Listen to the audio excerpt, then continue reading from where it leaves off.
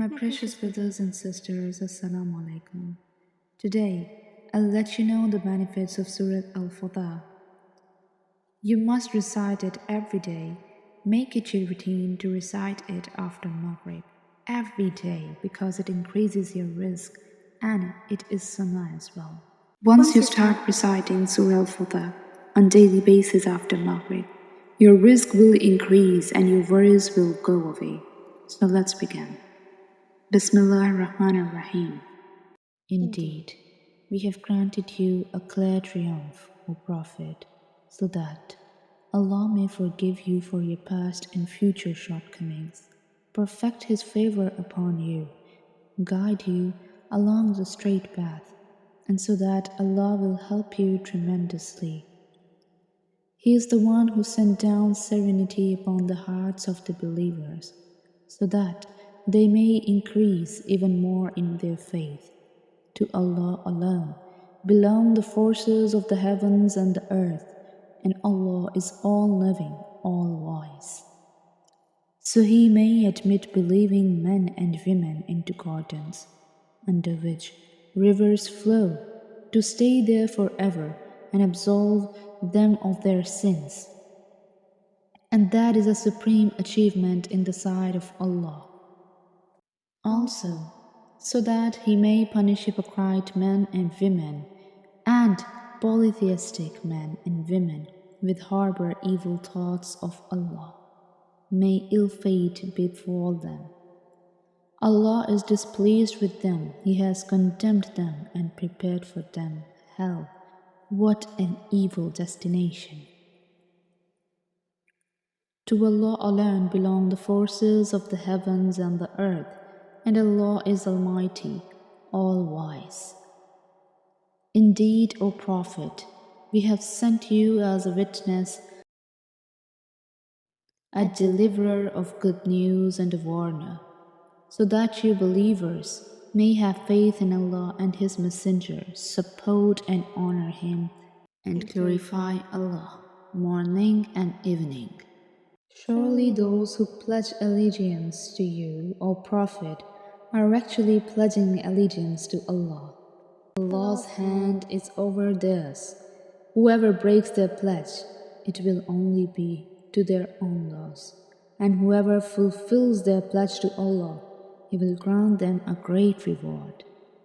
The nomadic Arabs who stayed behind will say to you, O Prophet, we were preoccupied with our wealth and families, so ask for forgiveness for us, they say, with their tongues, but it is not in their hearts.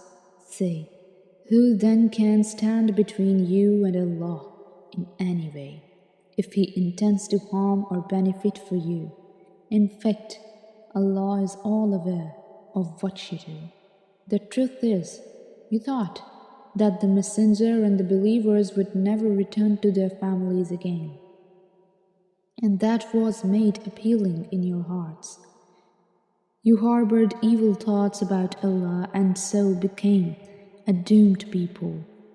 And whoever does not believe in Allah and His Messenger, then we surely have prepared for the disbelievers a blazing fire. To Allah alone belongs the kingdom of the heavens and the earth. He forgives whoever He wills and punishes whoever He wills, and Allah is all forgiving, most merciful. Those who stayed behind will say, when you believers set out to take the spoils of war, let us accompany you. They wish to change Allah's promise. Say, O Prophet, you will not accompany us. This is what Allah has said before. They will then say, in fact, you are driven by jealousy against us. The truth is, they can hardly comprehend. Say to nomadic Arabs who stayed behind, you will be called to fight against a people of great might, who you will fight unless they submit. If you then obey, Allah will grant you a fine reward, but if you turn away, as you did before, He will inflict upon you a painful punishment. There is no blame on the blind or the disabled or the sick for staying behind, and whoever obeys Allah and His Messenger will be admitted by Him into the gardens, under which rivers flow. But whoever turns away will be subjected by Him to a painful punishment. Indeed, Allah was pleased with the believers when they pledged allegiance to you, O Prophet, under the tree. He knew what was in their hearts, so He sent down serenity upon them and rewarded them with a victory at hand. And many spoils of war they will gain, from Allah is Almighty, all-wise. Allah has promised you believers abundant spoils, which you will gain, so He hastened this truce for you. And He has held people's hands back from harming you, so it may be a sign for the believers, and so He may guide you along the straight path.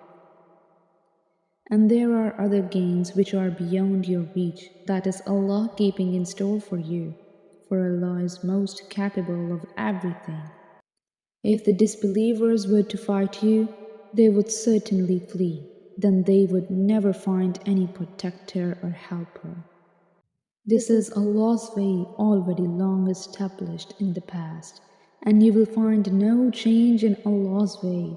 He is the one who held back their hands from you and your hands from them in the valley of Hudaybiyah near Mecca, after giving you the upper hand over a group of them, and Allah is all-seeing of what you do. They are the ones who persisted in disbelief and hindered you from the sacred mosque, preventing the sacrificial animals from reaching their destination. We would have let you march through Mecca had there not been believing men and women unknown to you. You might have trampled them underfoot, incurring guilt for what you did to them unknowingly.